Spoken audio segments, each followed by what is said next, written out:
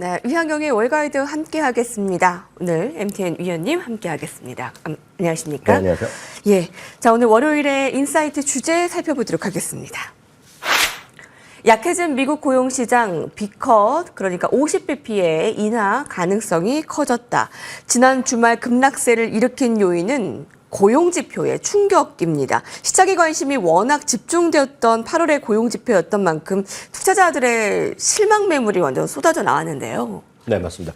2개월 연속해서 고용보고서가 예상보다 수치가 좀 안 좋게 나왔습니다. 네. 안 좋게 나왔다는 의미는 신규 일자리가 예상보다 좀 적었다는 것인데요.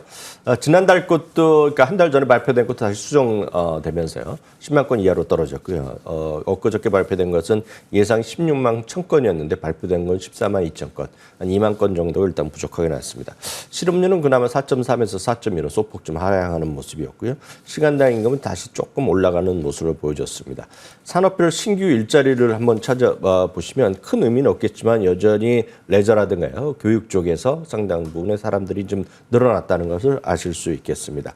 월가의 평가 중요하겠는데 RSM 글로벌에서는요, 우리가 모두가 인식하고 있는 소위 고용시장에 좀 냉각되고 있는 것이 다시 한번 확인되었을 뿐이라는 얘기하고 있겠고요.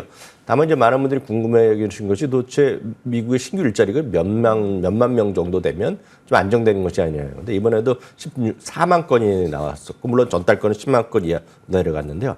실업률이 유지되는 상태, 지금 현재도 안정고용이 유지되는 상태에서는 10만 건 정도가 착실하게 생산되면 되는 것으로 얘기하고 있습니다. 그렇기 때문에 이번 얘기는 RSM은 시장에서의 큰 우려는 없다라는 얘기를 하고 있습니다.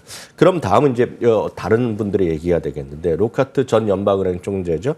노동시장과 고용시장이 둔화되고 있지만 지금 시장의 그림으로 표현되고 있는데요. 그렇다고 절벽에서 떨어져 그런 상황은 아니라고 얘기하고 있겠고요. 충분히 관리가 가능한 수준이라고 얘기하고 있습니다.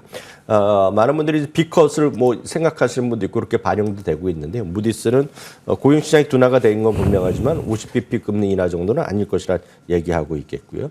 9월 달에는 25bp 정도의 금리 인하는 충분하다는 시각이 있습니다. 그렇기 때문에 많은 사람들이 생각하는 것과 지금 월가의 시각이 같지는 않을 수 있다라고 보셔야 되겠습니다. 금융시장이 어떤 영향을 미쳤는지 한번 살펴보시겠는데요. 3대 지수를 보시면 지난 금요일 8월 5일 정도는 아니라고 하더라도요. 3대 지수가 모두 좀 하락하는 모습을 보여줬고요. 네. 10년 그림은 등날 거듭하면서 소폭의 하락 쪽으로 좀 약간의 방향성을 틀면서 일단 마감됐습니다. 미국 달러는 상대적으로 지금 소폭 좀 상승하는 모습을 보여줬기 때문에 금리와는 약간 방향성이 다른 움직임을 보여줬고요. 금값도 조금 좀 안정되는 모습을 보여줬습니다. 문제는 전반적으로 지금 변동성 시기가 이어지고 있다는 큰 틀에서 여러분들 시각을 꼭 유지를 하셔야 되겠고요. 이런 시기에는 어떤 레버리지 이런 것보다는 다시 말씀드리지만 적립식 분산 투자가 최고의 선택이라는 것만 꼭 명심하시면 되겠습니다. 2달 연속 고용지표가 실망스러웠다. 그러니까 지난달에 고용지표로 인한 급락을 봤기 때문에 우리가 더 변동성이 컸던 것 같고요. 월가에서는 관리 가능한 수준이라는 평가가 더 많다라는 거죠. 예, 자 한번 이번 주에 전망해 보도록 하겠습니다. 자, 외신 헤드라인 함께 보시죠. 블룸버그입니다. S&P 500 편출입 종목입니다. 자, 팔란티어와 델 테크놀로지가 S&P 500으로 이제 편입을 함께 됩니다. 자, 그에 따른 영향들 오늘 살펴볼 텐데요. 네, 많은 분들이 이제 S&P 500 편입에 대한 관심을 갖고 있는 주식이 딱 하나 있었습니다. 이번에 큰 관심을 가졌던 것은 역시 팔란티어입니다. 팔란티어는 피터 티얼 CEO가 거의 2년째 자기네가 이제 자격이 되고 있다라는 얘기를 계속하고 있고요. 다만 이제 최근 하도 똑같은 소리를 했기 때문에 최근 한 2번 정도의 실적 발표 때는 그런 얘기는 하지 않았지만, 다시 말씀드리지만 필요 충분 조건이 아니라 필요 조건은 충분히 갖춰 있던 상태였었는데요. 드디어 이제 S&P 500에서의 S&P 글로벌에서의 지수 산정위원회가 열리면서 이번에 드디어 팔란티어가 일단은 포함됐다라고 보셔야 되겠습니다. 팔란티어와 더불어서요, 델 테크놀로지도 포함됐습니다. 델 테크놀로지는 예전에는 일단 포함돼 있었다가요, 이탈됐다가 다시 이제 편입되는 그런 또 기쁨을 만봤고요. 1위 인뎀니티라는 것은 이제 보험회사 중에 하나인데요. 이번에 편입됐습니다. 반면에 아메리칸 항공이라든가 SC 등은 안타깝지만 S&P 500에서 지수에서 빠졌다라고 보셔야 되겠습니다. 뉴스 발표 이후에요, 팔란티어랑 델 테크놀로지는 나름 주가가 크게 반등했습니다. 네. 지금 이 그림은 시간에 발표된 이유만 보여드리는 건데요. 팔란티어는 7.8% 올라갔고요. 델 테크놀로지는 9%가 올라갔습니다.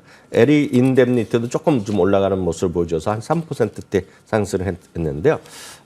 많은 분들이 이제 그 S&P 500 들어가면 뭐 무조건 올라간다 생각하실 수도 있지만 그거는 다분히 S&P 500이랑 상징적 의미, 일부 분명히 매수에 대한 비중의 펀드 투자자들 사이에서 일단의 매수에 일단 최소한 일부씩 사는 건 분명히 있을 거라고 보여야 되겠는데요. 아직 월가에서 전체적으로 보는 팔란테의 시각은 한마디로 극과 극이라고 보셔야 되겠습니다. 여전히 이제 꿈과 희망이 넘쳐난다고 생각하는 분들도 있는 반면에 이 회사의 가치가 현재 수준으로 봐서는 너무나 고평가되어 있다는 얘기를 하고 있습니다. 그래서 전반적으로 중립 의견이 많겠고요. 물론 $35 이상 제시하는 곳도 있지만 $10 수준의 아주 형편없는 평가를 하는 것도 있고 전체적인 의견은 중립이라는 것도 꼭 참고하시면 좋겠습니다. 한편 델 테크놀로지는 지난번 실적 발표 이후에도 최소한 6군데, 7군데나 목표 주가를 올릴 정도로요. 상당히 뜨거운 관심을 받고 있는 주식이면 틀림없겠습니다. 네. 예, 이제 9월 23일부터 적용이 됩니다. 이제 델 테크놀로지와 팔란티어 그 가운데에서는 좀 델 쪽에 좀 주가 흐름이 양호할 것으로 예상을 하고요. 자, 팔란티어까지 잘 예의주시하시기 바랍니다. 자, AI의 반도체의 좀 고점론과 함께 위기가 계속 부각되고 있습니다. 다음 헤드라인을 함께 보시죠. 야후파이낸스입니다. 브로드컴의 급락입니다. 제2의 엔비디아를 기대하는 브로드컴 실적이 나왔는데요. 나쁘지 않은 실적이었는데 주가가 너무 빠진 것 같습니다. 주가 흐름 잠시 후에 살펴볼 텐데 한 10% 이상 빠졌어요. 역시 눈높이가 너무 높았고요. 문제는 그 예상 매출인 거죠. 추후의 매출 예상이요. 네, 맞습니다. 브로드컴이 사실 작년 하반기에는 4분기에는 가장 많이 올라갔던 주식 하나고요. 엔비디아를 쫓아갈 수 있는 뭐 대표적인 주식이라고 얘기했었는데 최근에 한 3개월 동안의 주가 흐름이 큰 재미가 없었습니다. 이번에 실적 발표한 다음에도 마찬가지인데요. 실적 기대 이상이 발표한 게 분명히 맞는데요. 매출 가이던스가 좀 부족했는데 여기 보시면 제일 아래쪽에서 세 번째 줄이 되겠는데요. 매출이 부족한 것이 가이던스가 부족한 것이 진짜 1.0%밖에 안 되는데 이걸 갖고 너무 월가에서는 월가의 시각과 달리 투자자들은 지금 너무 주가에 대해서 가혹한 평가를 내리지 않았나라는 생각을 하고 있습니다. 이것은 왜 그러냐면 AI 쪽에 대한 매출이 상당히 비중이 확대되면서 지금 정상화되고 있다는 그러니까 앞으로 이제 성장에 대한 기대감이 높다라고 보셔야 되겠습니다. 반면에 이렇게 되면서 엔비디아도 떨어지고 지난 금요일 날요 반도체 섹터도 4.5%나 같이 떨어졌는데요. 월가의 평가는 이게 엔비디아랑 마찬가지입니다. 엔비디아도 실적 발표 나서 우리 목표 주가가 상향된 것이 훨씬 많았는데요. 이번에 월가에서에 대한 월프로드컴 평가도 주가와 상관없이요. AI 시장의 성장성에 긍정적 평가가 지속되면서요. 최소한 6군데가 목표 주가를 올리는 그런 모습을 보여주었다는 것도 참고하시면 좋겠습니다. 예, 아니 월가의 평가와 투자자들이 느끼는 감정들은 너무 다른 것 같아요. 좀 온도 차이가 이렇게 느껴지는 이유가 뭘까요? 그것은 기본적으로 개인 투자가분들이나 뭐 보통 투자가들은 가격에 워낙 민감하잖아요. 하루하루 가격이니까 여러 가지 이유로 사거나 팔 수 있겠지만 월가의 투자 전략가나 월가 애널리스트는 최소한 1년 정도로 보고 제시하는 거기 때문에 그만큼 그 격차가 벌어질 때는 결국은 여태까지 오랜 경험을 보면 주가는 월가의 시각을 쫓아가는 게 상례다라고 이해하시면 다시 되겠습니다. 돌아온다고요. 네네. 네. 역시 문제는 매출 전망치였는데 이제 AI 고점론에 불을 지폈죠. 그러니까 월가의 평가는 1년 후를 바라보면서 그렇게 다시 돌아올 것이다, 나쁘지 않을 것이다라고 보고 있습니다. 지금 투자자들의 평가가 너무 가혹했네요. 오늘 좀 투매로 인해서 엔비디아가 지난 한 주 동안에 10%가량 이상 하락한 부분 체크를 해봐야겠습니다. 다음 헤드라인 보시죠. CNBC에서 보도했습니다. 변동성 시기에 빛난 주식, 뭐 빛나다라기보다 그 가장 이제 낙폭이 좀 줄여졌던 그 종목들을 살펴볼 텐데 지난주 뉴욕 증시는 지난해에 SLVB 사태 이후에 최대 낙폭이었습니다. 그것에서 좀 살아남은 주식이라고 해야 될까요? 어떤 것들입니까? 이렇게 이해하셔도 되겠습니다. 많은 분들이 이제 저희 방송을 보시는 분들이 아무리 저희가 이제 분산 투자를 하더라도요. 결국은 이제 너무나 명확한 거 아닙니까? 엔비디아, 테슬라를 비롯한 성장주의 몇 종목에 이제 집중한 분이 대부분의 그 한국의 투자가거든요. 거기다 이제 저희 방송 꼭 아니겠지만 또 상당히 많은 분들이 3배짜리에 집중된 경향을 보이는 것이 뭐 대한민국 주식 투자의 현실이라고 보셔야 되겠는데요. 여러분들이 좋아하시는 섹터를 한번 당연히 성장주, IT를 좋아하시지만요.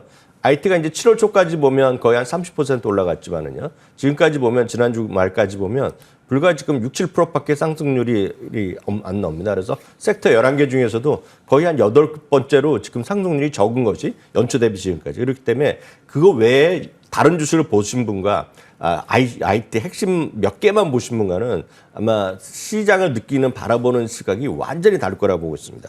최근에 지난주를 포함해서요. 최근에 좀 상대적으로 강한 것들을 몇 종목만 섹터별로 보겠습니다. 금융업종에서는요. 마켓 액세스와 CME 그룹 같은 것들이 상당히 지금 살아있는 주식이 되겠습니다. 부동산에서는요. 리츠에서는 아메리칸 타워와 웰타워 이런 것들이 지금 시장에서 완전히 살아있고 사상 최고가를 가고 있습니다. 필수 소비재죠. 필수 소비재 누가 이런 걸 사겠냐고 생각하시지만 이런 것들이 잘 가고 있습니다. 여러분들 집이나 이런 데 중에서 P&G 상품 한두 개 없는 분은 없단 말이죠. P&G 이런 것들이 지난 주말에도 사상 최고가를 갔고요. 콜게이트, 파물라이도 마찬가지 세제 위주죠. 사상 최고가입니다. 필립 모리스 담배사 이게 뭐 되겠냐고 생각하지만 다시 사상 최고가를 가고 있겠고요. 먹거리의 대표 주자인 타이슨 푸드도 뭐 50일 최고가를 가고 있습니다. 이것이 바로 지금 시장의 현실이다. 다시 말씀드리지만 분산 투자를 하지 않으시면 스트레스는 항상 같이 오는 것이 주식 투자다. 미국 주식도 예외가 아니라는 거 꼭 명심하시면 좋겠습니다. 시장 심리가 극도로 예민해진 만큼 이번 주에도 변동성을 대비하면서 좀 대응 전략 세우셔야 될 것 같습니다. 이학영 위원님과 함께했습니다. 감사합니다.